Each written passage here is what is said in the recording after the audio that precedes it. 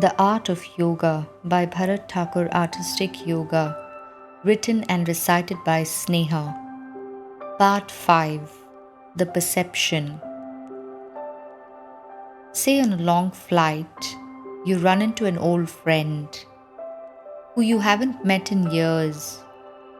This friend who knows you like no one else does. Your childhood, your first ambition, your old home, your first love. Have you noticed how time flies? In those few hours that follow, the years spent together flash in your mind. A story of a lifetime.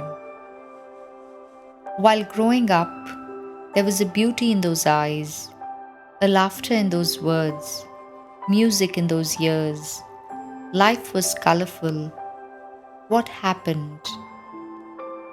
This question, a discord, hides somewhere in the corner of the heart. When did life become so black and white? In the East, we associate colors with forces of nature, deities, a state of being, awakening, yantras. There is an understanding of how these different vibrations of colors can impact the human system. Colorless or white is associated with light, though light, when seen through a prism, breaks into 7 distinct colors, the Vibgyor. This is only the visible spectrum of light, what runs from red to violet, less than 1/10 trillion of it. Actually, we think of color as a fundamental quality, but color doesn't really exist. Electromagnetic waves hit an object, and our eyes can distinguish between the wavelengths and say, this apple is red, leaf is green, sky is blue. It is all happening inside us. It is what we call a perception. The brain takes in information, finds patterns, and builds a multicolored universe that we call our reality. A state of mind can also be associated with color. Red with love, passion, aggression. Blue with calm, serenity, vastness, as is the convention. Research now proves that if you sit in a room of a particular color, it affects your levels of creativity, productivity, and functioning of the body. Our vision is such a powerful experience that it can either trap man into illusion, what is called Maya in the East, or help him transcend through darshana, the gift of seeing, the art of seeing, the ability to see the suchness of everything. Actually, our 5 senses are a very evolved phenomenon and depend on each other to mold this day-to-day reality. Our vision is a whole body experience. The data coming from our eyes only means something if the brain has a reference. So babies touch things to enhance sight. Similarly, your experience of a biryani is enhanced by the fragrance of it. Thus, taste is affected by smell. Sight informs how we hear. Same words may mean different things in different situations. Our senses depend on each other and we conceive a reality.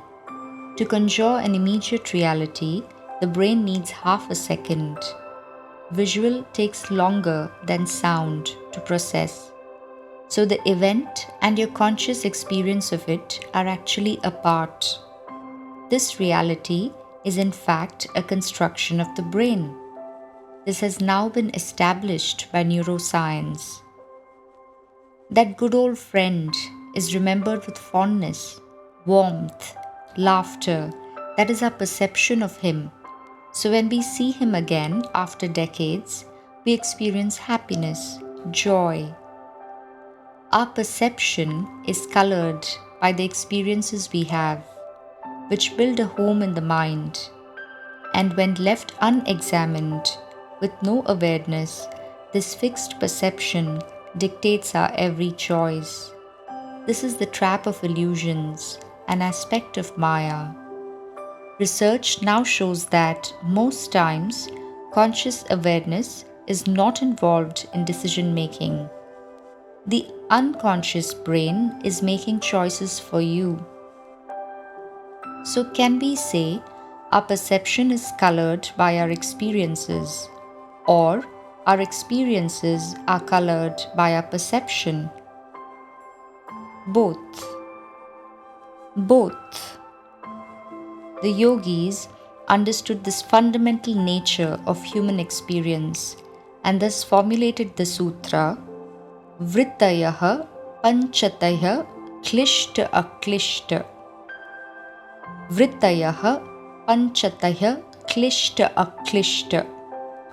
In translation, of the 5 modifications of the mind, some are colored, some are uncolored, some are painful, some are not painful. The root word klish means to cause trouble.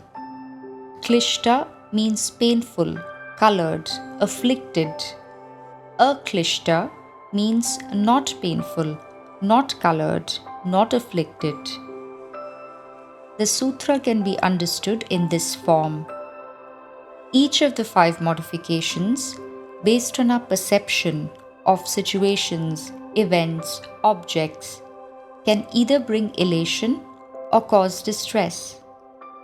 But yogis say eventually all modifications lead to misery, a painful state, as each has its own limitations. To be free from these modifications is the goal of yoga. To be innocent once again, like a newborn. To examine and unlearn these patterns or modifications is to see with untainted eyes, is to enter the realms of bliss, the paradise.